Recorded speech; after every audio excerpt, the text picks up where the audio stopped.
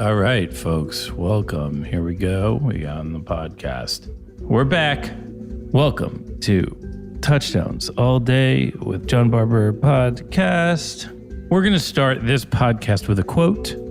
The quote is from today's guest, the professor, Mr. Sam Altman. I should say Dr. Sam Altman. But this is a quote from his Mr. days, from way back in the day. Let's take a listen. Let's peer into the Wayback Machine and see what Sammy was thinking back in the day. Ready?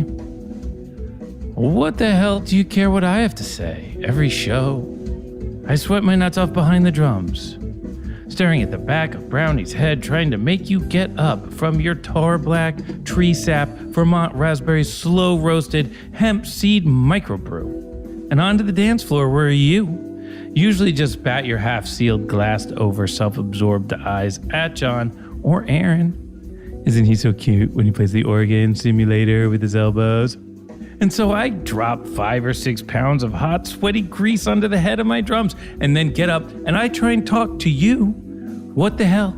I'm just this slick, panting, lubed-up, bearded mountain trying to tell you how fucking appreciative I am that you came to see us play. And oh yeah, I'm in the fucking band.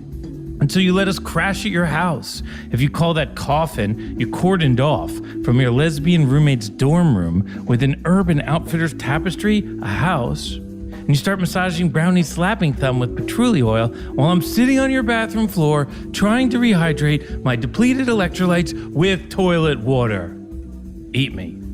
What's the point of this rant? Do you ever wonder why bands go through drummers like you go through edible panties? It's because you ignore them.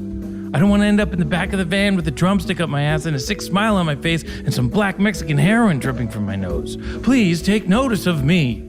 You really don't know what you're missing. End quote. You know you're listening to a podcast when the host goes, end quote. You know what I mean? That's how you know. That's how you know it's a podcast. The phrase end quote doesn't have any meaning outside of podcast, but Sammy, really ranting there. Really ranting, old school Sammy, a.k.a. Zam, really ranting there. Really letting it out. Being a drummer of a band is not an easy job, folks. It's sweaty, it's a lot of hard work, it's physical, it's tough. You don't get the kind of accolades and the attention that the guys in the front of the stage get. It's just a tough gig. After the show, you need a real Gatorade and a shower. Everybody else gets to have a beer and party down. You need to go into a tent and get disinfected. It's a whole nother world. So Sammy's coming on the show today to tell us about his years behind the kit with the Biscuits and his world now. He's a doctor. It's the COVID-19 era. I'm sure he's going to have some interesting things to say. He always does. And it's Friday, so we're just going to kind of keep it light. You know what I mean? Just keep it light. Let's have some fun. And I wish you all well. Mr. Sammy Altman on the podcast tonight. Let's do a couple things before we get there. First, we have Touchdowns All Day merch. Go to the website, touchdownsallday.com. Click the shop link and buy a bathrobe or t-shirt. Pretty awesome stuff. Our YouTube page is up. Touchdowns All Day YouTube page. We're putting some videos up there. The Brownstein videos up there. There's a lot of little snippets up there, some great graphic work by Crunk Mike and his team. It's looking good. As for the podcast, we have some roundtables, which I'm still cutting. I'm sorry, I know I promised. I haven't cut the one piece of them. I've just been getting busier and then unbusy and then busy and then unbusy, you know. Yeah, I got a kid. He's in the 4th trimester. It's a lot of work. It's a lot of work. We also have been, arranging the Sammy interview today. I interviewed Pete Shapiro, Wetlands fame, Fare Thee Well, the guy who reunited the Grateful Dead. I did interview him yesterday. We're going to release that. It was a Zoom interview, and we can't just pump it out as quick as the Sammy one because next week is a Johnny R. Good interview. So those of you who know our lighting guy, Johnny R. Good, he's one of the best lighting guys in the entire planet. And we are lucky to have him, and we're going to talk to him next week about what he's doing, what's going on. Why is he known as the bad boy of the jam band lighting scene? We're going to find out what the deal is with him. And that's going to happen. That is going to happen. Obviously, Osiris Podcast Network is our network. If you're looking for stuff to listen to, go to osirispod.com. They have a huge list of great podcasts. They're putting out new podcasts all the time. My old buddy Eric Krasno has a new podcast right now called Plus One, and he lives down the street from me. So I guess when you move into this part of California, you have to make a podcast, which is kind of true because my doctor has a podcast, our doula has a podcast, I have a podcast. I don't know. I don't want to go anymore. You get it. Check out osirispod.com and listen to some different stuff. But don't forget about the Touchdowns All Day podcast. Don't forget about us over here. And if you want to, tell a friend about the Touchdowns All Day podcast. Tell a friend. Send the podcast to somebody random and be like, hey, check this podcast out. Let's all do that this weekend. First, for the Sammy interview. If you like the Sammy interview, just send it to somebody or send one of the Alan interviews to somebody. Let's branch out a little bit, shall we? Folks, shall we branch? We're going to make a TV show. We got some merch. We're doing cool stuff. Let's branch a little bit. Time to branch. We got Sammy on the show. This is a great, fun conversation. Sammy's hilarious as always. Sammy and I used to jam before the band started, like just me and him. And I feel like going back down memory lane with him is just a pleasure. I'm glad you guys get to listen along. Let's hit the theme song. It's the Touchdowns All Day with Jon Barber podcast. Let's ride. We're mass communicating. Mass communicating.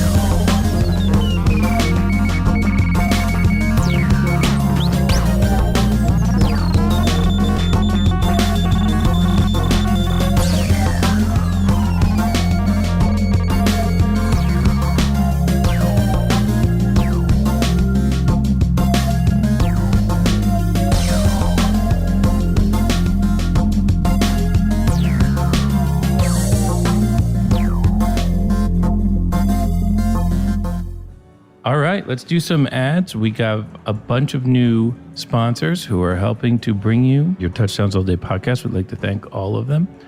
First sponsor is Nugs.net. You guys know Nugs.net. Features over 15,000 shows from your favorite bands. Listen to hundreds of shows from yours truly and the Disco Biscuits. And there's a ton of other rad artists as well. Plus, there's a growing collection of full HD videos. Check it out free for 30 days. Nugs.net/touchdowns. One lucky listener who signs up for the free trial will win the annual subscription. That's at Nugs.net/touchdowns. We thank Nugs for being an integral part of the jam band scene and for doing everything they do for the Disco Biscuits. And thanks for being a part of the Touchdowns All Day podcast. We'll see you guys. Nugs.net/touchdowns. Win something. You can win the annual subscription, which is great. We have another thing you could win too today. We have a second advertiser. Their name's Synlawn, SYNLAWN. It is a artificial grass company, folks. Artificial grass. They sent me 2 pieces of it. I'm going to post a picture of it to my Instagram. And they have basically artificial grass that you could put anywhere. You could put it in your living room. You could put it in the backyard. You can put it... I would put it if you had a balcony, put it on the balcony. Anywhere that you're not quite sure what to do, and you need some lawn, this place is perfect. Sin Lawn uses bio-based ingredients like soy and sugar cane. It's made in the United States. They're one of the largest manufacturers and installers of synthetic grass. It's USDA bio-based certified, safest and cleanest turf available, great for kids and pets. So go to sinlawn.com/touchdowns and take a look at their products if you need grass for any of your needs in that category. I have some artificial grass at my house, and let me tell you, it's way easier. Folks, sinlawn.com/touchdowns for information on Sinlawn products. Great for residential, playgrounds, roofing, golf. So if you golf, you probably want to go to sinlawn.com/touchdowns and enter this contest that they have, which is an Osiris Podcast Network wide contest running through August 31st. You can enter the contest to win a free 8-foot by 14-foot Dave Pell's Greenmaker putting green system. It's USA-made, professional quality putting green, perfect for all golf lovers of all ages and skills. The revolutionary Dave Peltz Greenmaker is the finest complete package putting green system available on the market today. Folks, do you want a putting green? It would be really great, right? It's easy to put together. They're going to pick a winner by August 31st, and the winner will have their putting green in time for Labor Day. And you can, make margaritas and cocktails and putt on your fancy Sin Lawn putting green, and it'll just be the coolest party of all of Labor Day. And I highly recommend it. So go to sinlawn.com/touchdowns. Sin Lawn, thank you for joining our podcast. Thank you for sponsoring. What's up, buddy? You got a little drool on your face? Drool? Is that drool? Is that drool? It's probably drool, right? It's what is it? All right, my kid drools. He likes it. He doesn't think water needs to stay in his mouth. He just pushes it out of his mouth whenever he overflows a little bit. He just goes right out of his face. I think it looks convenient, but he doesn't need to drool as much as he does. All right, our third sponsor, Sunset Lake CBD. There's a promo code for 15% off for Touchdowns All Day listeners. Go to sunsetlakecbd.com and use the promo code Touchdowns. And they send me a box of CBD stuff and a bunch of documents about how pure the CBD was. Apparently you can go to their website and you can see all these documents. Really everything. They had these CBD joints, flower in a joint. I have never smoked a CBD joint before, but wonderful. Better than the edibles. Now, me, I don't really smoke joints that much, so I don't really smoke anything, but that was good. It was really great. I was surprised. Their CBD gummies are awesome, of course, and the tea or the... what else did they have? They had some tincture, some keef. I don't even know how to use the keef. Somebody's got to teach me how to do that. And then there's some coffee. Really great. And everything has full documentation about the ingredients and what kind of milligrams you're getting. These guys are a family-owned dairy farm that produces milk for Ben & Jerry's ice cream. And they decided to diversify and start growing hemp for CBD. Probably because for every CBD joint they sell, they'll probably sell a quart of ice cream as well. You know how that works. So there is also a nice social mission to Sunset Lake CBD. They are an advocate for ending the war on drugs. They are donating 4.2% of all online sales in July and likely further after that to the Drug Policy Alliance in hopes of furthering police and prison reform as it relates to drugs. Go to Sunset Lake CBD, go to their website, check it out, and another amazing CBD company advertising on our podcast. I love it.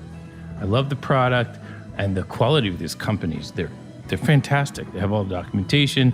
They know everything about how they're farming it, and the products are great.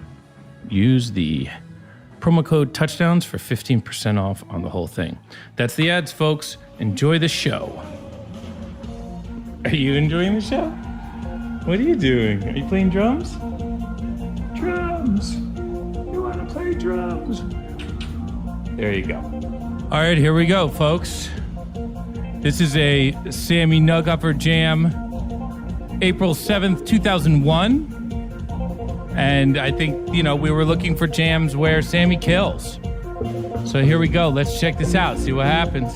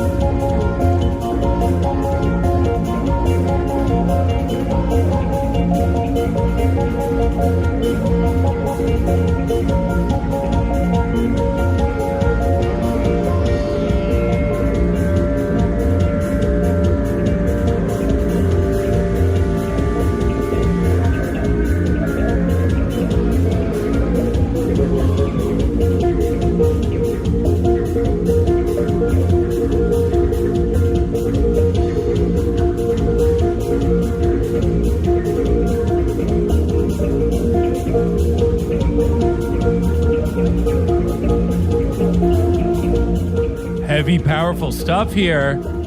You can really hear the room. You can really hear the echoes surrounding the mics or wherever they got this from. And it feels gigantic and really organic at the same time. Sammy's playing some beautiful hi-hat stuff here and really killing it.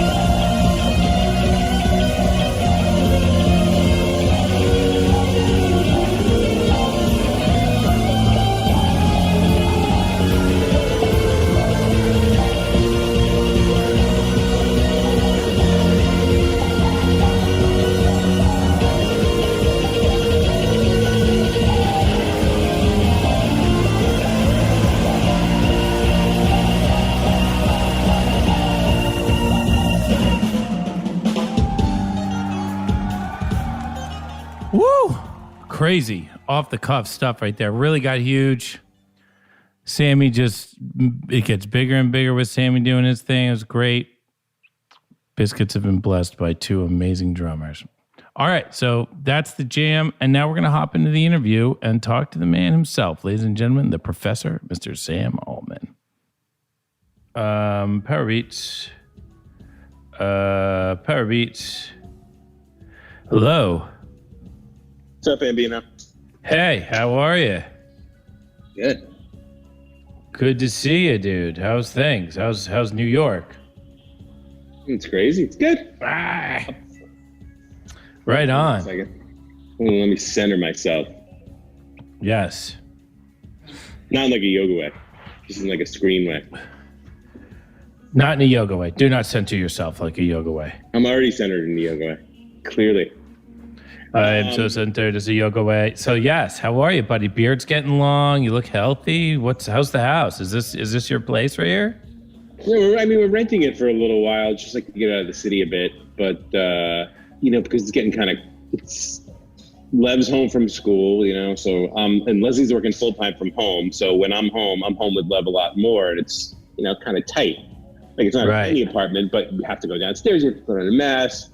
He doesn't really want to bring a scooter in the elevator, and then he wants to touch everything in the elevator. So renting like a little country place upstate is nice because we could just basically, he and I could just go outside and like there's goats and pigs and a chicken. I mean, chicken, dude. You gotta have some time with the kid. I mean, this is indispensable farm country time for Lev. How old is Lev? 2 years old? Barbara, I got signed out. He's 2.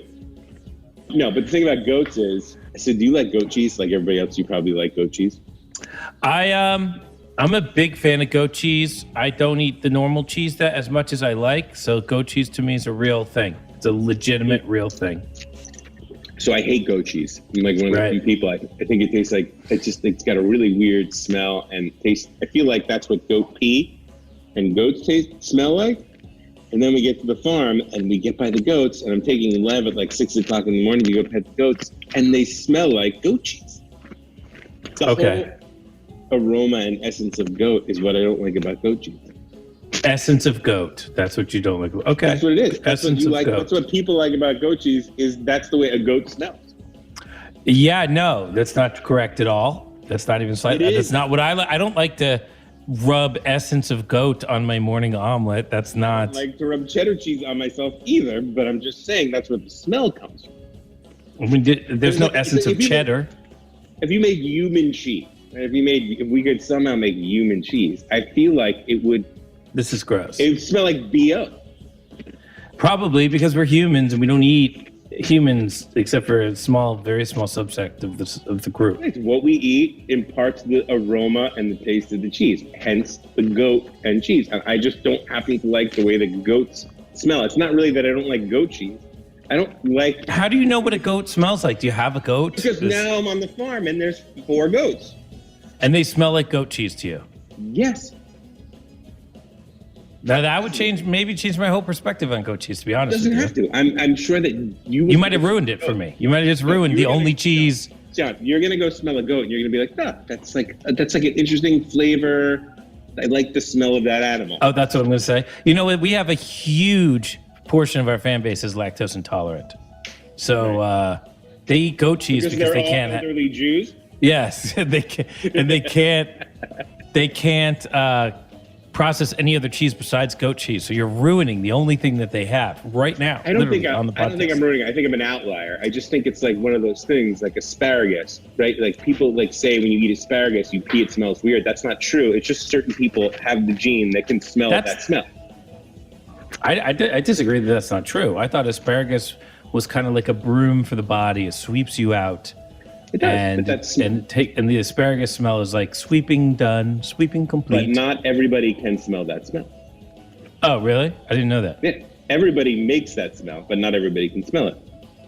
You have to have a gene on to be able to smell that weird smell. Do you think that gene does anything else besides letting you smell asparagus? Did you think? Yeah, is it just probably makes you like an amazing pole vaulter. Can we talk about this for a second? You're a doctor, right? So I'm not a doctor. Right. You're not a geneticist. No. So you and I probably have a similar understanding of genetics. Okay, so because I have a lot of questions about these genes. I mean, they have like a lot of issues, especially when you have a kid. They have a lot of stuff about genes. You have this gene, you have that gene. You got to take this test and that test. And they always seem to think that this gene does only one thing. And I don't see anything in the human body that does only one thing. Totally. I never see that. You know, like take the eyeballs, for instance. The eyeballs will give you vision, right? Very generally, they give you vision, but they also cry and give you the ability to like emote a very sad emotion and get it out of your system. And it's like kind of unrelated to vision. Person into submission or stare down your prey. Agree, 100%. And yeah, so it's nothing ever does one thing, and that's why when they say, I feel like, just for an example, when people always say, this is the thing you should eat, right? Like, when we were growing up, it was like, what was it? Like bran muffins. Oh, bran muffins. Great for you, right? Right. Great for you. Terrible for you, actually. If you eat bran muffins and you just farm bran, like the bran, whatever that is exactly, like a lot of shit goes wrong. Like you probably lose half the enzymes in your body if you just eat bran. And if you just farm a field full of bran, then you're probably killing a certain kind of worm and a slug and a bird and a tree.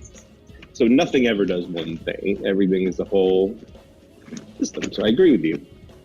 I mean, look, Bran was in Game of Thrones, and like literally every scene of his in Game of Thrones made no fucking sense to anybody. None, you know, they were at all.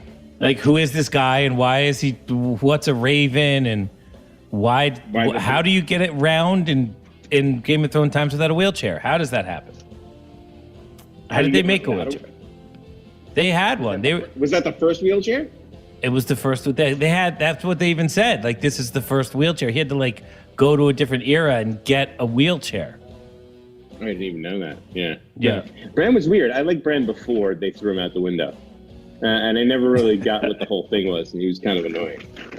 Yeah, it was kind of like kind of tough to push a child out a window like that. This show is very, very crazy. Like, yeah, I know. I guess that was a twist, though. You get to really like that guy. You get to like Jaime Lannister.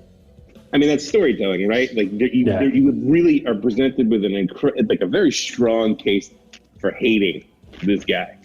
And yet you grow to like him, and then you sympathize with him, and then really feel sad for him, and then root for him, I think, in the end. And then he gets his... Yeah, then they set it up with the moment of redemption, right? Like the whole moment of redemption where you get to die in good stead with your people who you wronged at one point in time. But you forget, or maybe you don't forget it. Maybe that it's like a lesson about people. Nobody's good or bad, right? Like, so we threw the little boy out a window, but he's got some other redeeming qualities. It's hard to come back from that one. I mean, I don't know how many times he, I guess he did some other good things. I think I was lost in that show with other people's perceptions of the characters. I just didn't agree with anything that anybody ever said about the characters. Like, that people, they loved this one character. They hated Cersei. I never understood that. What was to hate about Cersei? I never got it. That's people have an inability to separate a character from a real person. Like, I don't think I would like Cersei as a person, but I appreciate her character as being a great character. So that's when people say they don't like her. Like, yes, she's an evil queen. Why? What did she do that's so evil? Didn't she tell me why she's so evil? Didn't she burn the whole city with the flaming, like, flash paper? She didn't have any choice. All those people were going to kill her. Who in that? She didn't burn the whole city. She just burned. Oh, at the very end when she burned the whole city. When what's his face? Her last kid jumps out the window because the whole city burned. Didn't she do that? Yeah, she did do something like that. Or maybe that was the other one. I don't know. I don't remember that show. That show went down in flames and no business. Like, terrible. So great. Seasons 5 and 6, so great. And then but the dropping the knife, like the dropping the knife with the White Walker and then killing him, that was pretty sweet. That was sweet. I agree. There you go. Way to bring it back around, my man. So you're on a farm right now. Mm-hmm. Let's just talk about where you are, because I've never known you to live in any kind of rural environment ever. You've always been a city person, a New Yorker to me. It's true.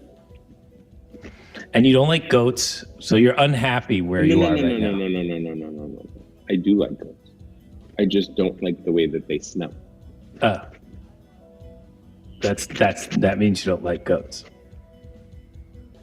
I don't think so. I think I go out there and pet them despite their smell. Okay. So it's kind of a little bit of spidey. I think of myself as having the fault or the faulty gene sequence where I don't like that smell of goat cheese. So I'm missing out on what everybody else thinks is a great family of cheeses.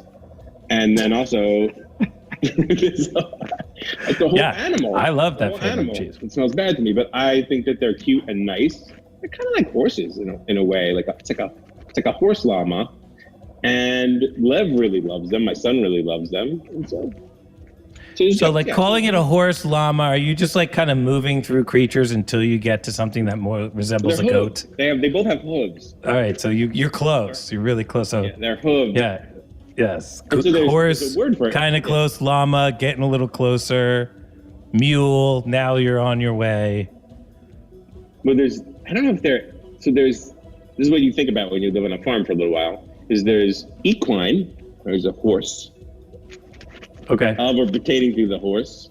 And there's porcine over pertaining to the pig, or that family. Didn't know that. That's fresh. And then there's got to be something for the cow and something for the goat. I haven't learned any. Wow. Damn, dude. So do you have all of these animals on the farm with you? So we rented a little house, and there's a big field, like when you go out the back porch, and then there's like a little farm, and a woman who owns the house, who's renting to us, lives in the barn. She has renovated half of it, really nice, like a little apartment. Then half of it's an actual barn, and then there's a barnyard, and there's 4 or 5 goats, a bunch of chickens. There's 2 pot-bellied pigs, and a dog. I love that. And did she have these animals? Like, are you gonna kill the chickens and eat them at some point? No, they're egg-laying chickens. So, like, I could take my son out to the barn. We get eggs. It's another cool thing. So we go to the barn, and the woman whose farm it is, usually come take Love. Let's get some eggs. And there was 1 egg, and she says if you throw the egg on the ground, the chickens will eat their own egg, and it's good for them. Because when they eat their own eggs, the eggs that they lay have a whiter, better, more refined shell. And so sure enough, Lev gets the egg, he's 2, and she's like, throw it. Like, he's holding an egg, and he's 2, and she says, throw it. And he's like so psyched, and he throws the egg on the ground, and all the chickens come and eat the egg. Wow, I'm so glad you're having this experience with your child. You would never do that in New York. No, we'd never throw an egg. That just came from, fresh egg. Yeah. And there's no chicken to eat it. Think of what a massive education this is for a 2-year-old. Like, you're taking for granted the fact that you learned all this stuff at some point on a TV show, but he's learning it for real. Actually, are you going to milk a cow with the child? I don't know if we're going to milk a cow, which would be great, but there's cows around here, and there's this amazing ice cream parlor that's like got the same name as the farm, and the dairy cows make the milk for the ice cream. So he's eating ice. That's close. I think you should try and milk a cow. I once hung out with some Texas farm people, and that was their big question to me. That was how they knew. If you've either milked a cow or you haven't, in their minds. And you had not? I had not. I forget what I said exactly. I tried to play it off like I was cool anyways, but no, I had not. I had not. Okay. I had to milk a cow to be cool. I watched John Lesser milk a goat. That's the same thing. That's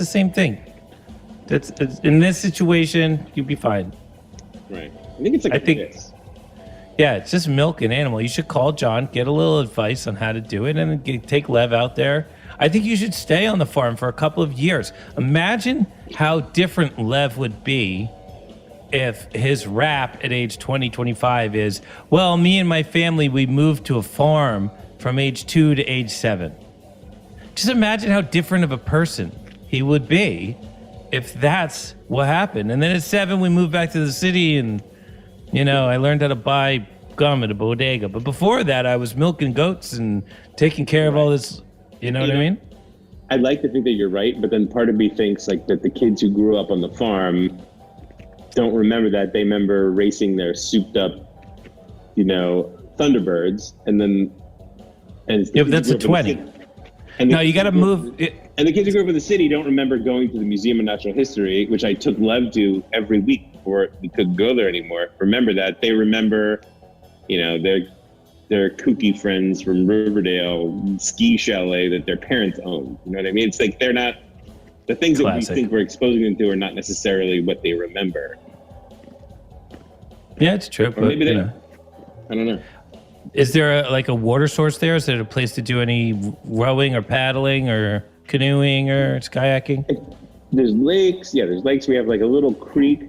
He's practicing throwing pine cones in the creek. Love it. He should never leave. You should never leave. You should just become a rural farm person. You have the beard for it. I think it's time. You've been living in the city your whole life. Why are you not an essential worker? Aren't you a doctor? I am. I am still working. What do? You're reading. Well, tell me what you're doing. Oh, for work? Radiology. So I do radiology. I work for a private practice, but we also cover a hospital. So a lot of that radiology work dried up temporarily during the initial phase of the crisis. So we're reading a lot fewer studies. But now it's picking back up. But yeah, we still have to cover the emergency room. People come in with chest x-rays, but I do primarily women's imaging. So I do biopsies, things like that. So you look at the x-rays and say, this looks normal, this looks abnormal. That's radiology, right? Radiology. So part of radiology is look at the X-ray or the MRI or the CAT scan, and you say this is normal, this is abnormal, or this is what it is. You have this, or you need this.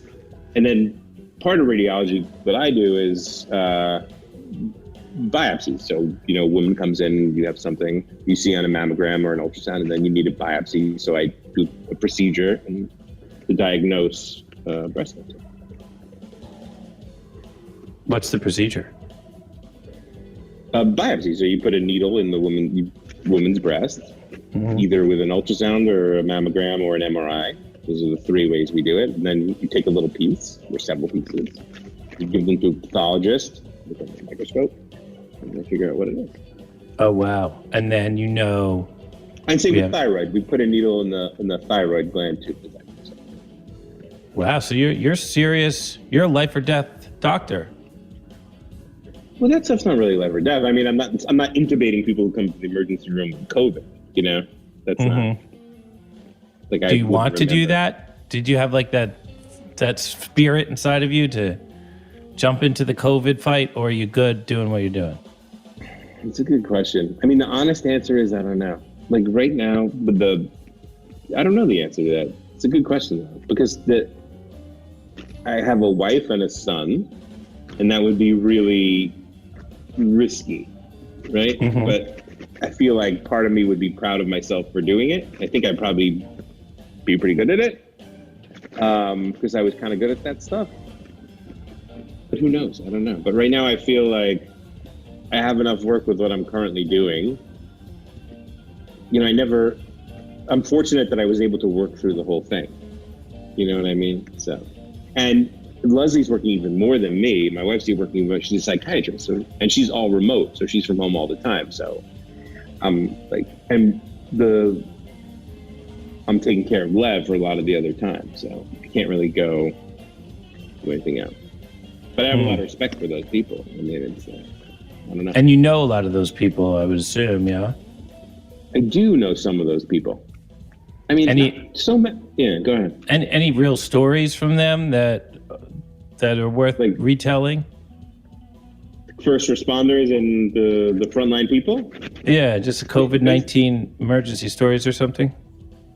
I don't have any other than what's been in the New York Times, which is really the craziest ones. I mean, really people putting their life on the line every day, not being adequately supplied to do a job that has to be done, and then sometimes getting dinged for it and sometimes dying for it. So yeah, I don't know any good. sucks. I know a DJ friend of mine out here in LA who his girlfriend works in essential services in a hospital in New York, but like in the somewhere on Long Island, like they never had a lot of cases. It was no big deal. Right, but she still works there. She still goes in every day. And they told her, you can leave and go out west, or you can stay. It's up to you. She decided to stay. Part of the reason she wanted to stay was her mom lived alone in the area, and she was worried that her mom would get COVID, and then that she'd be on the West Coast and not able to come home and help her. Yeah. And then if something happened to her mom, she'd never forgive herself. So she's been alone on the East Coast, going in and out of the hospital every day, and then she eventually does contract it, and she had 10 days straight of 103-degree fever. Wow. 10 days in a row of just 103 degrees, like worst day of the crap. flu. That is the worst thing. She says it's the worst thing that ever happened to her in her entire life. Crazy. And she did okay then? She's young. She survived it. She's okay now, Right. And her mom never got it from her, even though she had to like coordinate groceries and all this stuff.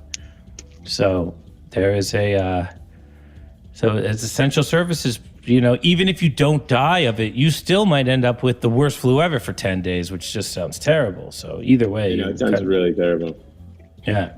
That's why I think you should stay up in the mountains where you are, and Lev can become buy him some overalls and raise a farm child. He has overalls. He loves them. He looks great in them too. I love that. I miss the city. I miss like all the stuff. That's this question about going back to the city or any city. It's like all the stuff that we like about a city is disappearing right now, and is it coming back? The restaurants, museums, going to see shows, bars.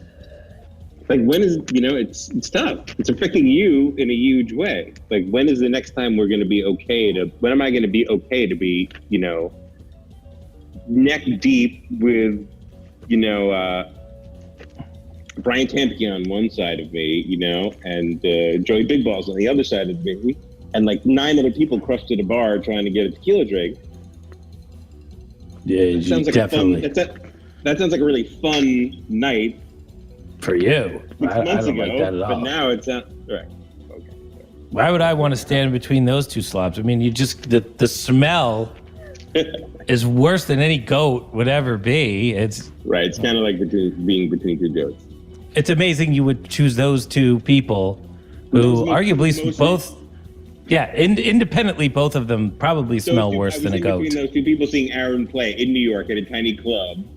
Yes. This was like, I don't know, maybe 6 months ago. And it's the last like little tiny club show that I remember going to, and it was those two guys. And it was Spaga Band. No, it wasn't. I did go see Spaga Band, but that was going to see Mark. It was Star Kitchen. I was going to see Star Kitchen. There you go. So standing between two guys that smell worse than goats is what you'd rather do than sit on a farm. The educational resource. So wait a second. Let's go to the medical, the doctor stuff, the radiology stuff. Yeah, I know what you're saying. Yeah. We have a question from one of our listeners, and let me see if I can pull up the name of the listener. Some of the listeners I have the names, some of them I don't. This one I don't. But the listener wanted to know, what does a flow state for a radiologist look like? Is there a flow state? As a drummer, clearly in an improv band, and a good, you were a very successful drummer in an improv band. Obviously, you understand the flow state. You've proven it in music over and over and over again. In radiology, have you found that kind of just like, oh man, what is it? Does it exist? That's a really good question. I mean, there's a difference between, how do I answer this? The flow state in music that I had with Disco Biscuits was a dissociative thing, right? So when I was because I wasn't Mr. Chops, I wasn't really thinking that much, feeling more, right? That was, I guess, my thing. When I was playing really well, I was feeling and not thinking so much. Right. And And so my flow state for the Disco Biscuits was to, in a way, dissociate. You know, like inputs and outputs were just free and unobstructed. And what you were playing, or what Marc was playing, what Aron was playing was coming in, and what I was playing was going out. And it was just like this like bubbling kind of organic thing that occasionally I felt like a DJ controlling. And the crowd was, you know, I was getting feedback from the crowd and then feeling that and feeding that, and in a way feeling like I was turning things on and turning things off and like controlling a big switchboard. That was like my flow state for Disco Biscuits. It was very body and heart and not so much brain. And to do a good job as a radiologist, sometimes you have to avoid that flow state, right? Because you have to use your brain and not let your heart intervene in some ways. And so it doesn't do you don't get the same ecstatic hit doing that job in the moment as you do playing drums with the Disco Biscuit.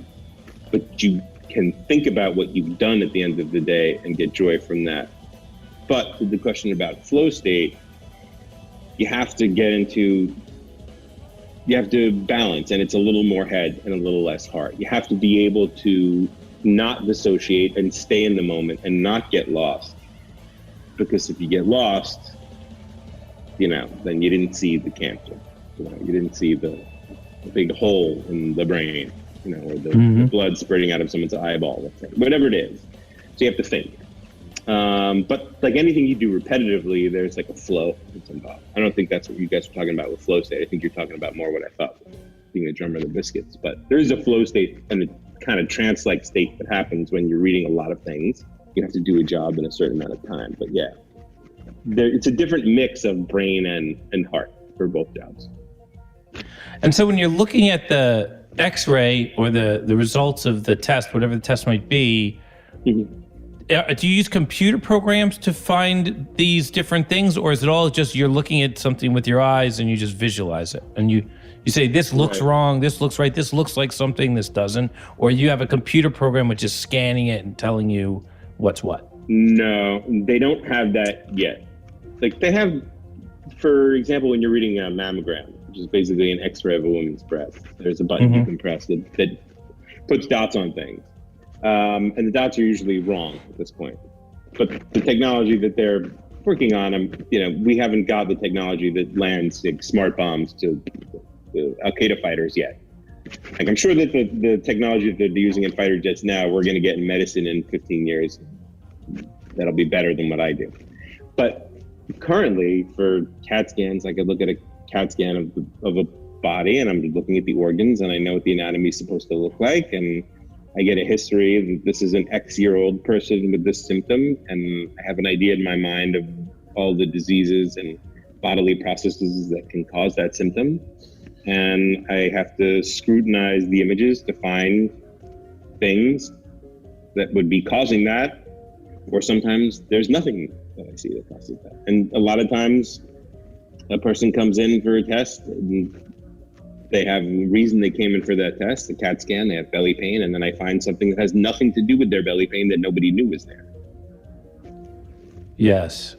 That happens all the time. So, yeah, no, the short answer is no. Mostly it's a guy who has a knowledge of the human body and physiology and pathology and anatomy, and then you're looking at the images to try to figure out what's going on. And do they tell you a lot about the X-rays, or do they give you the X-rays without telling you stuff? Because kind of the less information you have, the more unbiased your view can be, your diagnosis, if you will. Both things are at play.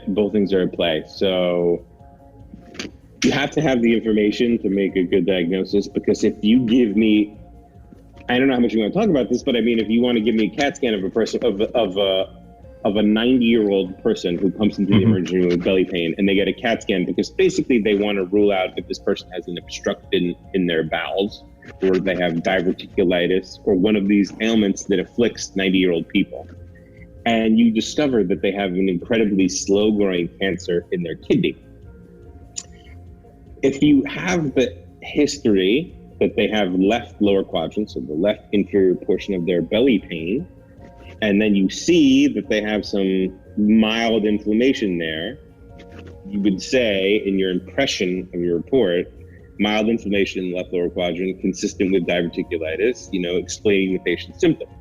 If you don't have it, if you have the history, 90-year-old person, mild left lower quadrant pain with weight loss for 6 months, then you're thinking, and anorexia, which means inability to eat, you're thinking maybe they're looking for a cancer. And then maybe your impression is tumor of the left kidney, consistent with renal malignancy, kidney malignancy, incidentally noted as mild inflammation in the left lower quadrant, because maybe that's not what's happening to the patient. So the history is pertinent to what you say and what you see, but sometimes it's important to not look at that history so that you don't miss something else. Because I could look at that history, I could see the diverticulitis, and I could say, well, basically I'm done. I don't have to look so far. But then you have to think, this is a 90-year-old person. Shit goes wrong in 90-year-old people. Crazy. Yeah, like that's what 90-year-old is, right? Everything's just failing left and right. There's nothing you can do. Exactly. And you're like, give me a pastrami sandwich, and they're like, no, you can't eat that pastrami sandwich. And you're like, give me a corned beef sandwich, and they're like, no, you can't eat a corned beef sandwich. What do you think, Sammy? Corned beef or pastrami? What's the call? That was a good question also. A lot of good questions. Whole life growing up corned beef, but recently pastrami. Recently they got way into pastrami. Recently pastrami, huh? All right. Yeah. That's interesting. I think corned beef all day long, but what do I know? I used to like pastrami better back at Penn when we used to go to 44th and Locust and go to the deli at 40 Koch's Deli. I used to like their pastrami better. I used to like their pastrami sandwich better than the corned beef sandwich. Pastrami's more popular. It's got more stuff. It's got all the pepper on it. So I think that's why people like it. It's a little bit more fun. All right, so let's get back to music for a second. Let's talk drums. Alex Clay wants to know when you would bust out the E-drums back in the day. So you would play kit and then you would switch to the E-drums and it would be a moment and the crowd would cheer and say, yeah, Sammy, and this whole thing. Right. Did that distract you? Were you looking forward to that? How did you feel about that crowd interaction then to switch to the E-drum? It was great. So much fun. Like just hit like a drum and everybody cheered. It was great. So yes. So the switch to the E-drums, what started that? Why did you get E-drums in the first place? What were they? Tell us the E-drum origin story for your drumming. We were playing electronic music, right? We were listening to electronic trance music. We were listening to Simon Password and Hallucinogen, and I was listening to drum and bass, and we were listening to I was listening to kind of minimalist trance at that point a little bit. And we liked those 808, 909 sounds. Mm-hmm. And it made sense to have them. And I think John Lesser, the sound guy at that time, rigged me up. My kick, I had the acoustic kick sound and the digital kick sound, which were mixed together at his discretion. I had like an 808 and a 909 kick, and then my acoustic kick. And so if we were playing Memphis, it would be like more acoustic in the mix. And if we were playing like a Crickets jam that was really weird or trancey or something, or Basis for a Day, it would be like more of the electric kick. So I think it just was evolved of like my vestigial techie interest. No, wait, were the E-drums running the whole time? They were there, so except for the kick, which is a pad. And I had like a pad with 6 or 8 things on it. I think over the years I had a couple of different little like multi-pads, but mostly it was just a pad and a little brain and sounds that I programmed. And most of those sounds were like an 808 snare or a rim shot or a tambourine, like the tambourine. And then there was like a sound. Yes. They have a name for that. Which is always mixed really high. And my wife was listening to it the other day. She's like, who's doing that? That's me. What's that called? The thirst quencher? Is that what that's called? Is that what they call that thing? I think that's what they call it. I'm not sure. Sam, it might be Alan who has the thirst quencher. Whatever, but that's a good. Yeah, that's what it is. But I think that might be the thirst quencher. I forget what it is. I'm not in the crowd, so I'm busy when these things happen.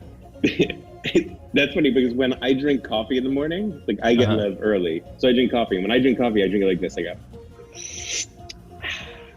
and so now when Lev drinks his milk, he goes,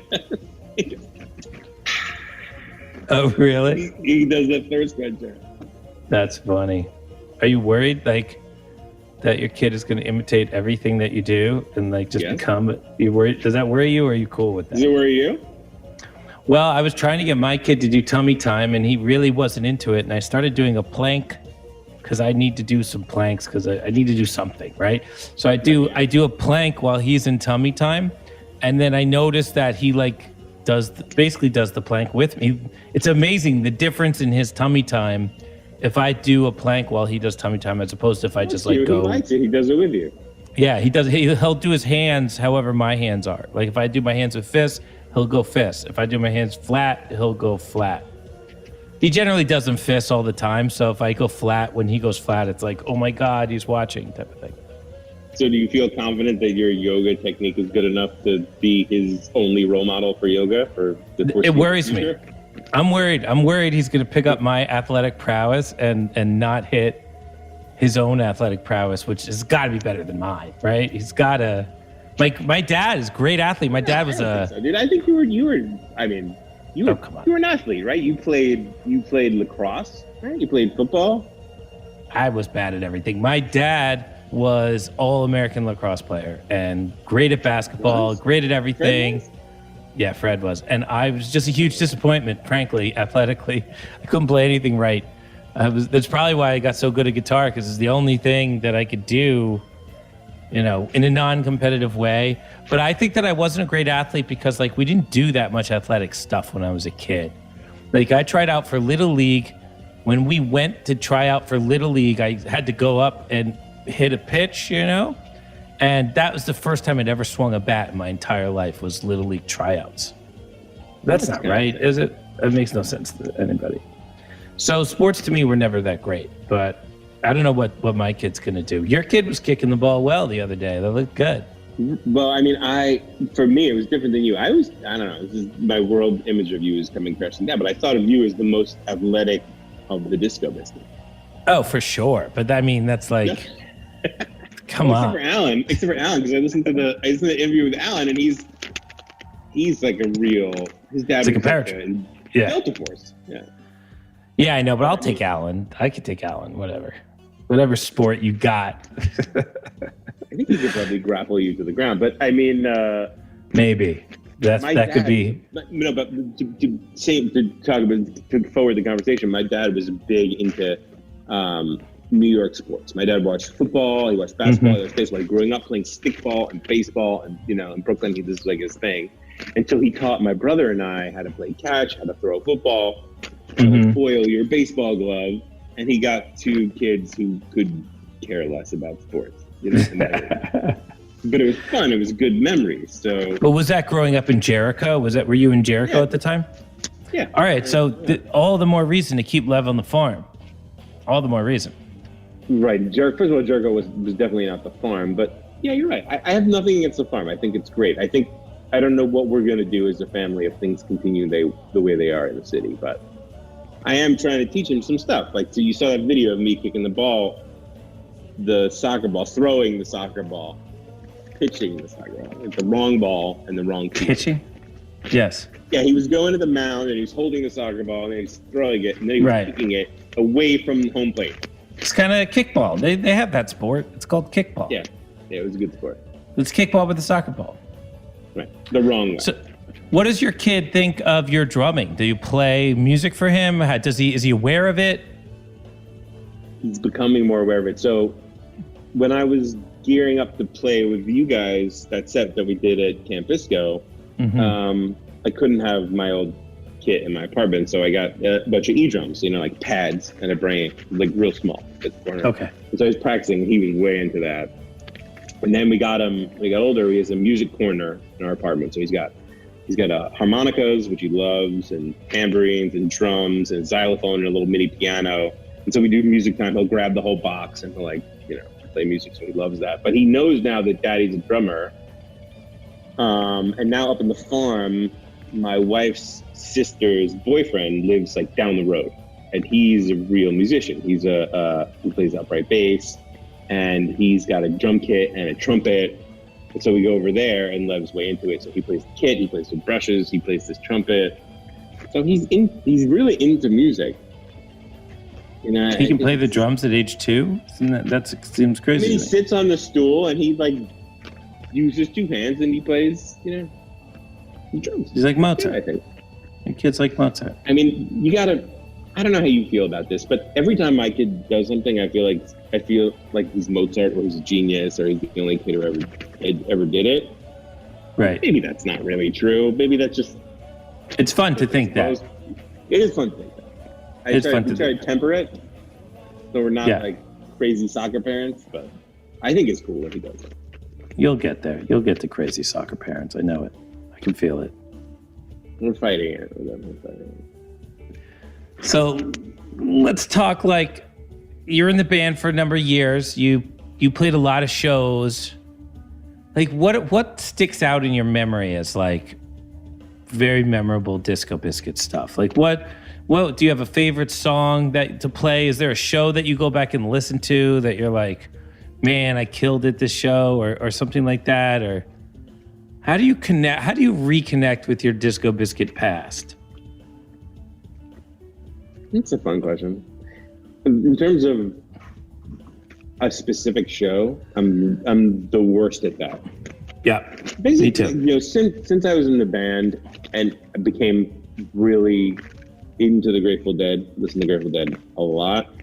Still not a show person, I mean, like that. Like I'll say that's an amazing version of He's Gone, or it's an amazing The Other One, but I don't remember what show it was from. It's the same thing with the Biscuits. So Leslie, my wife, has gotten more into the Biscuits recently, and since we've been quarantined, we've been watching those, broadcasts that you guys did, like the old show broadcasts. Yeah. And when I'm watching them, there's mostly shows that I'm in, but even when shows that it's Alan shows, even shows that are after me, I'm right. There's no time has passed in between that show and now. Like I'm literally right there. And even when I go back and play with you guys infrequently, when I walk on stage, even though it's so different than my current daily life, sure, everything seems to be erased, and it's like, oh yeah, here we are again. That's really what it feels like. Interesting. So you immediately go back to that musician state. Immediately. And when I'm listening to it remote, not when I'm playing with it, that's a whole different batch of emotion. But when I'm listening to it, I told you this on the phone. I'm analyzing what we were playing, and I'm still, happy about what some people were playing and unhappy about what others were playing, particularly myself. Mm-hmm. Mostly centered around the fact that I feel like I should have had much huger drums the whole time I played with you. But you did have a kind of a small kit, that little the blue sparkly kit. What was that? That was a jazz inspiration at one point, right? I don't know why it was so small. I mean, why didn't you get like the big heavy metal kit? I was gonna. Right before I decided to leave, I think I was going to get the Bonham Ludwig Clear Vista Light set, which is like the big Jon Barber set. But the set that I had, that Tom C., our friend from Northern Jersey, lent us the money for, was a small kit because we were playing smaller places, so it was easy to mic them. I see. I see. So you could do they fit in. You had as much. It didn't take as much work to mute them. Not as loud. More controlled. Yeah, not as loud. Didn't need to be as loud. Mm-hmm. Yeah, I went through that with Mike. Notes. They didn't ring out as much. We were playing faster. We were playing less. When you start playing bigger places, like the notes ring out more. They're more sonorous, more echoes, and let them go longer. So. Yeah, we talk about that kind of stuff on this podcast, how like in the bigger rooms, what you just played comes back off the wall and you feel it. So you got to kind of wait for it to come and go before you jump into the new thing. You got to take a little space on it. So you immediately, let's talk about the last time you played with the band. That was the double drum set with you and Alan, right? Mm. Wasn't that a Camp Bisco? Yeah. So how did double drums with Alan feel as an experience? What did you think about that? Did you enjoy that? I did. I enjoyed the whole thing. I mean, I think playing with someone like Alan, playing with someone who's so well trained, you know what I mean? And someone who's so on point all the time, which I certainly love. To get up there, so I guess to put it this way, when I was the only drummer, right? I was oftentimes a hot mess, right? But a lot of the time that was very good, right? But there was not a safety net.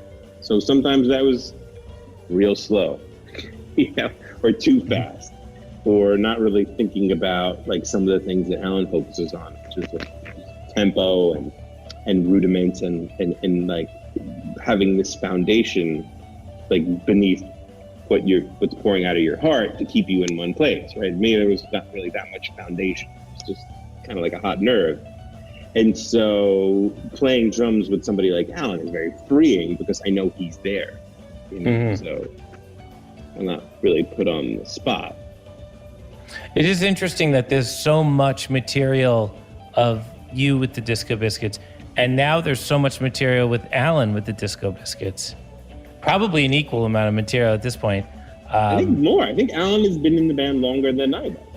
Years-wise. I don't know about show-wise. We played a lot more show. Right. I think it's probably close show-wise, but year-wise, definitely. He's a couple years over. But it does seem like there's, even though the songs are the same, a lot of times the jam philosophies are the same, the climaxes of the jams are similar sometimes, but the drumming philosophy and the way that we get from point A to point B is there's so many examples of how it's different that you can really go deep on the Sammy, best of Sammy jams, best of Alan jams. You can really go deep on the difference between the two drummers. It's kind of cool. Yeah, I'm sure. Completely different people. And when Alan took over the band as the drummer, what was your first interaction with him? My first interaction,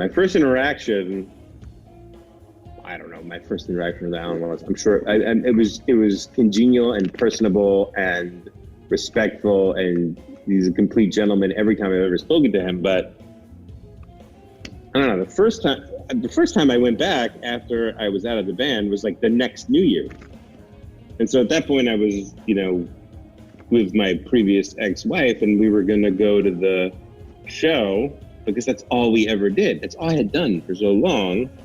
And you called me up and you're like, maybe not. Maybe give the fans a second. Yeah.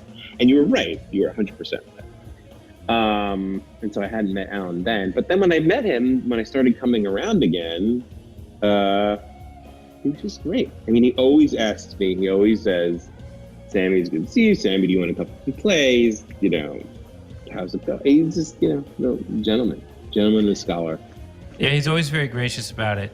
Have you guys ever had any kind of like transfer of wisdom from drummer to drummer? No. No wisdom transfer. I don't think so. Mm-hmm. I don't think so. I don't really think so. I think it's more, I think of Alan as definitely my friend, and we have a really nice relationship, but we just haven't been in a situation where we're like trading licks. And frankly, honestly, I don't know what I would teach him. I mean, he's much better drummer. But I teach him a paradiddle? Well, I mean, I don't know if technically you would even want to, because he's almost military about his precision. But you are a different drummer, and the band was different with you in there, and it's definitely something the fans like to debate is, what's going on. It's a different style. I mean, the guitar playing is totally different, in my opinion, both times. But because I'm the same person, it doesn't seem like a different style. Your guitar playing is different with Alan and with me. Well, I mean, I think that I don't think it's because of Alan. I think it's just because you evolved. Yeah, completely. Like, I have way faster ways to get to what I want to do musically than I used to. You guys all do.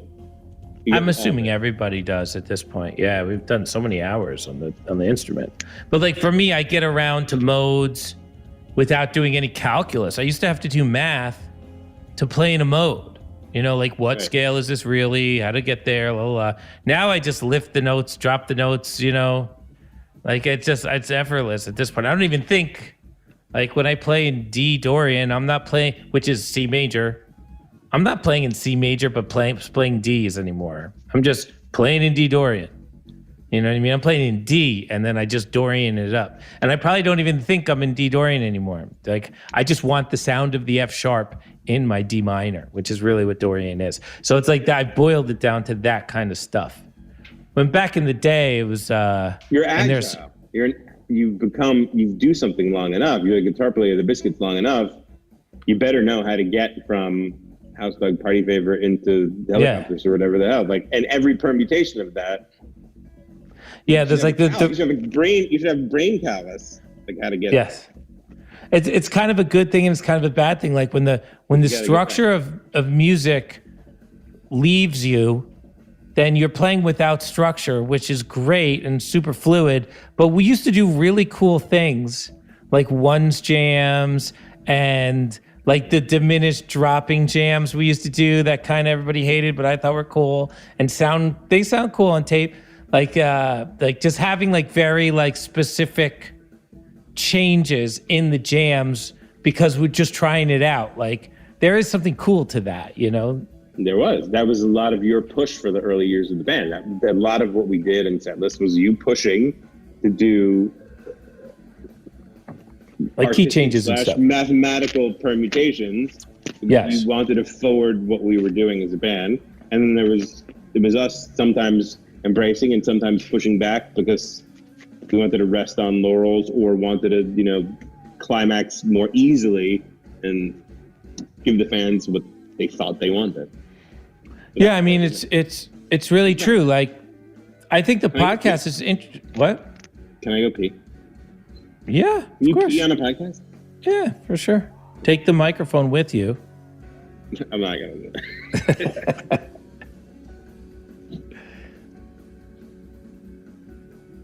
All right, I guess I'm gonna check email here. I got an email from Spotify. There's a new Krungbin song called "So We Won't Forget." I guess I'm a fan of Krungbin, so I get an email when they put a new song out. That's fun. And then there's another song called "The Good Life" by Gone Gone Beyond. A song called J Som from Soccer Mommy and Friends. A song from Expectations by Ella Isaacson. Expectations by Ella Isaacson. Very cool. Thank you, Spotify, for that very interesting and instructive email. This is the Sammy Conversation. We have a lot of questions for Sam. You know, a lot of it is like based around Sammy and his relationship with Alan, his relationship with early Disco Biscuits, whether he likes new. And here he is. You're back. Ladies and gentlemen, Mr. Sam Altman, the Professor. How exactly did you get the nickname The Professor? Is there a story there? I don't know if there's a story. I mean, I was the only one who graduated for a while. That's what it was. You were the only one with a degree for a hot minute. Then I caught you, barely. And you made the self-dimming window. Yes. Yes, I'll tell that story on the podcast some other time. But so Dready Dave sent a question in. Dave Rolfing. Oh my God, I love that guy. Huge fan of the podcast. What's up, Dave? And it's kind of cool because we broke a deck and we fixed it. With Dready Dave, yes. Like, and it's amazing because the podcast kind of brings people together like that in a weird way. Like, when were you going to see Dready Dave again? But now I see him all the time because he's part of the podcast conversation. So it's great. We spent a lot of time with him on the road. Is he still in Philly or is he in LA? I think he's in New York somewhere. Oh, wow. I don't know. I haven't been over to his house yet. So he wants here's his question for you. He wants you to talk about the inspiration for Sound One. Mm-hmm. So do you want to? Yeah, he wants you to tell the Sound One story. We're going to listen to Sound One on the podcast. I hope with you. So why don't you tell us the Sound One story? How did you come up with such a crazy composition? You.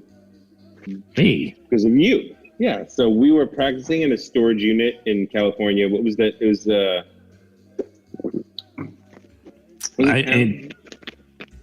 well, there were two storage. There was two places. There was that weird apartment in the mountains, and then there was Watsonburg, the storage unit. Yeah, Watsonville. It was a storage unit in Watsonville, and we were fighting about the music was getting stale, and we needed a new sound. And you were saying we needed a new sound, and we had this big fight, the whole band, and you split. You left the storage unit in whatever car you were driving. You ran over my foot. You ran over my toe. Yeah, you ran over my toe. And I went home back to my apartment in Santa Cruz. I'm sorry about that. Apartment. And I was like, all right, John's really pissed off. He ran over my toe. Like, shit's getting serious. I could man up and try to write, because I didn't write a lot of music, a new sound. And so I had this like little egg computer. It was like the iMac. Yes. I remember it was like a frosted egg. And it had MIDI software on it. And I think I had like a little keyboard, and I named it Sound 1 because I was going to try different kinds, like Sound 1, Sound 2, Sound 3, Sound 4. So I was like, this is going to be Sound 1. And so then I don't know how to read music, but I was like putting the notes on the scale and then listening and playing with the keyboard to what I wanted to make. And I wanted it to be some kind of like techno, quasi-classical, I guess. I didn't want it to be progressive, but that's kind of what it ended up sounding up like. Yes. Right. It's like a little prog. I don't know how that got in there. But, and then some kind of like weird vocal rap Zappa thing, which is why I like put a rap beat section in there. And that was it. That was the impetus for it. It was just that fight that we got into when you ran over my foot. I don't remember running over your foot. Did that really happen? I don't even remember that. Yeah, it really happened. Really totally happened. You screeched away. You remember leaving and pissed off, right? No, I don't even remember that. I thought we drove in the car together. I thought we had the argument in the car. I thought we had to fight as a band, and you and I left in the car together. It could have been over my foot, another argument, but my brain, it solidified. It's solid state that argument was tied to the toe running over. Yeah. Wow. Yeah, I think it was a different argument where I ran over your toe. Why did we fight so much? What was up with this band? Why did we fight so much? We fought all the time. What was that all about? Like, why are we such a scrappy group of punks? Passionate, punk, argumentative fucks. I don't know. I don't want to get into it too much. Because it mostly involves you. It mostly involves you and Mark. I mean, it mostly involves you and Mark. I think so too. Two larger personalities. We were just nuts. I really think we were nuts. Yeah, I mean, we're all nuts. Yeah, being in a rock band makes you crazy, folks. Just, if you can become a radiologist, think about how much good you're doing for society and how unnuts you can be. How do you feel yourself getting less crazy every day when you're in the radiology scene? Do you feel the insanity just washing off of you like a soap or something like that? No. The world is totally insane. I cherish it too. I mean, I don't look back on that with any negative feelings really at all. I mean, in kind of a way, from this vantage point, it's all that stuff kind of disappears in a lot of ways. I feel that way. I'm much better friends with Mark than I ever was when we were in the band. So I don't know. Yeah, and I feel like I look back at like the way that I was back then, and I just don't know why I was so set on so many things that, in retrospect, like we don't really use any of them anymore. You know what I mean? Like there's so many things that I was like, we have to do this, blah, blah, blah. And I look back at it, and I'm like, wow, that was a waste of fucking time. You know what I mean? I don't know if I agree with you that it was a waste of time. I think you were on a mission, and I think a lot of what you did had merit and was important for what we did. Yeah, like, some of it. I don't think you were wrong at all. I don't feel wrong about it. I feel like right now we have a Disco Biscuit. We have a couple of coaches. So the new version of the Biscuits has coaches because I feel like when you really start working your stuff, you get tunnel vision just automatically. Yeah. And you need like somebody to bring you out and say, you focused on, like, if you're just trying to focus on things, and when you're making art, there's like there's like from 20% to 80% of the art when you make it is all critique and bad art, really, because you need to make it into what it is. If it was good at 25%, you'd be done at 25%. You know what I mean? Well, everybody with a feeling would be an artist. Yeah, everybody, and then it would just be like, okay, here it is, blah, blah, blah. Oh, and everybody would be like, that's great. But at 25%, it's not like, Hot Air Balloon, the song, at 25% was just in the light of a moon. Like, without the musical parts, the story's not there. So, we have like a couple people that I'm trying to involve in the organization to keep us on track. It's hard though, because nobody has any idea what they're doing. So, what was motivating you? I was there. I used to sleep. We lived in Upper Darby when you were writing that. Mm-hmm. And you lived upstairs, and I lived in what was formerly a dining room. And the kitchen was next, that I had a chandelier, over where I put the bed, because that was supposed to be the dining room.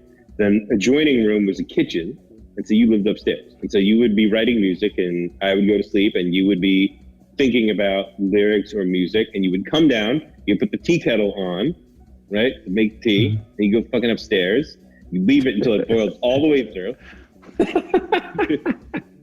That used to happen all the fucking time. And whistle, and wake me up, and then you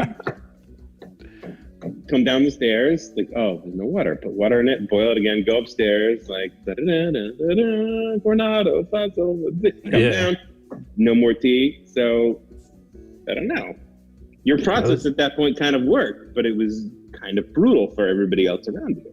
And Marc had a process that was also... Marc's process was a little bit different. He wasn't really pushing boundaries as much, but he had kind of a more lyrical, crowd pleasing, sing-song process.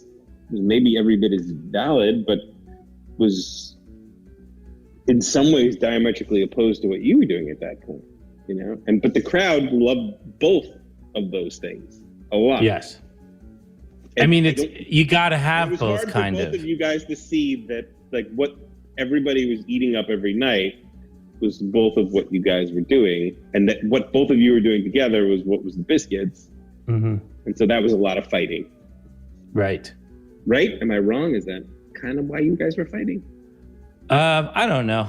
I don't remember anymore. I think that, look, I'm not trying to say this isn't a valid conversation. I don't know why all the fighting used to happen. I just know that it was two different approaches to making music for a band. It was two different approaches.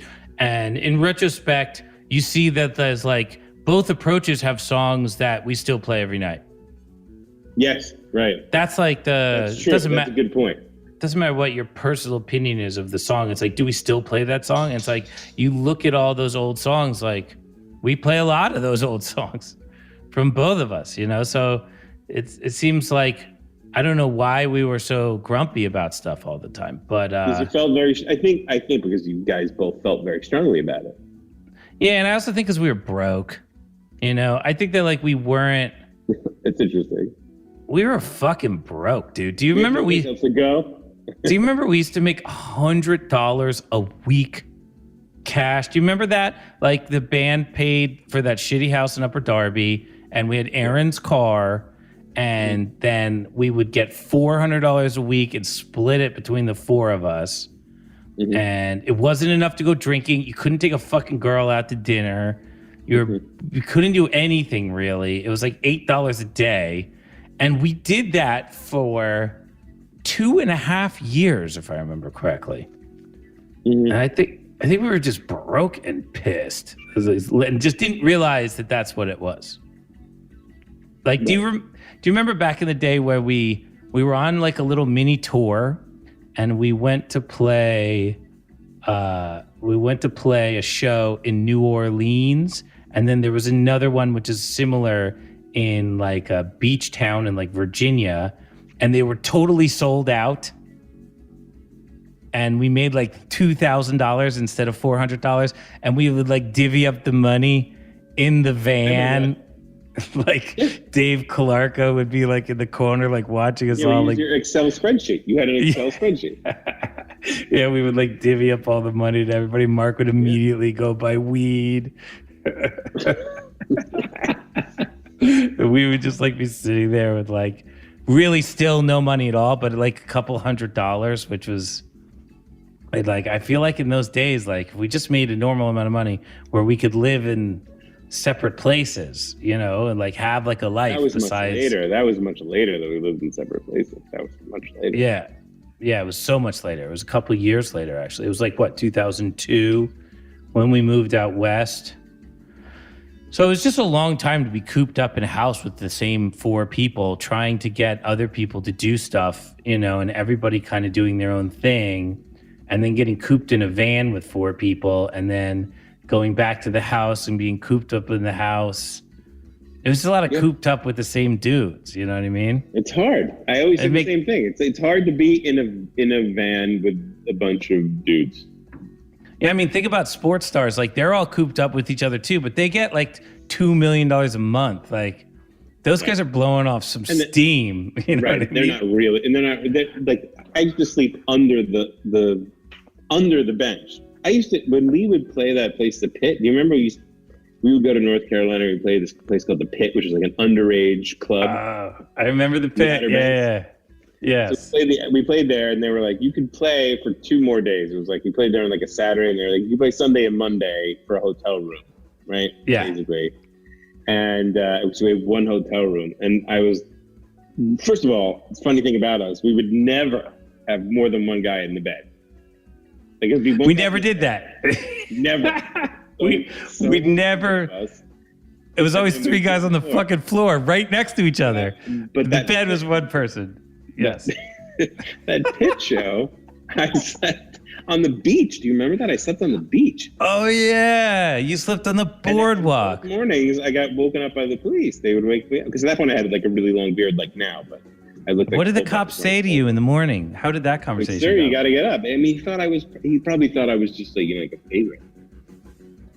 You kind of looked like a vagrant back then. I would have thought. But we were fighting so much. At the end of the night, I didn't want to be in a hotel room with the same, like you said, the same 4 dudes. I just wanted to get my own space. But we didn't realize that like what we were doing was not to be done by other humans. Like, I don't think that conversation was like, it's weird. We know all these smart people, and nobody was like, well, why don't you guys like separate a little bit, you know, because the drive for us to be noticed as a band was so strong, and I feel like that drive was shared by everyone.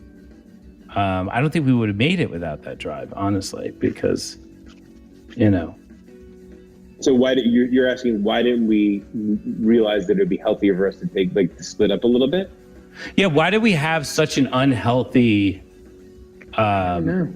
It was so many years of unhealthy existence. I don't know. Like you're saying, so we could have lived in separate places earlier and just driven to practice and then been apart. Yeah. Was being in, because we were pretty awesome back then, I got to say. Like, we really all knew how to play really well. The songs were super cool. We had all these great jams. You know, you were doing E-drums in the middle of the jams. Aron had all these crazy synthesizers. Like, we weren't really an average band. We definitely thought of ourselves as, like, people were saying we're the best band in the world. We had kids touring with us for God knows why.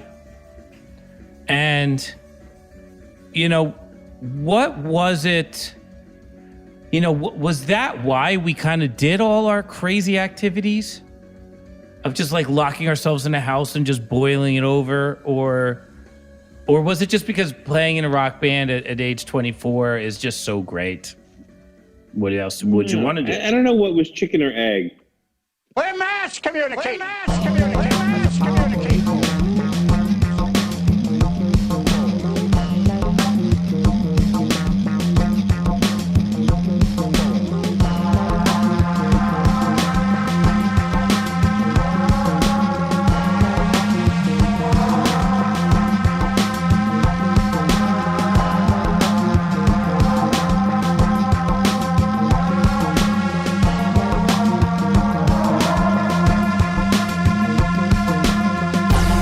I'd like to thank our sponsors for the show today. It's harrys.com/touchdowns.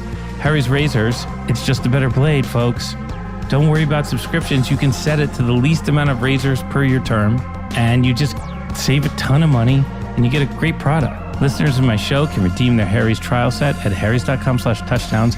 You'll get a weighted ergonomic handle for a firm grip, 5-blade razor with a lubricating strip and a trimmer blade.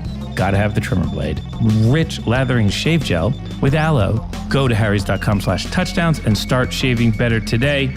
I'm still on my first Harry's blade since the last ad.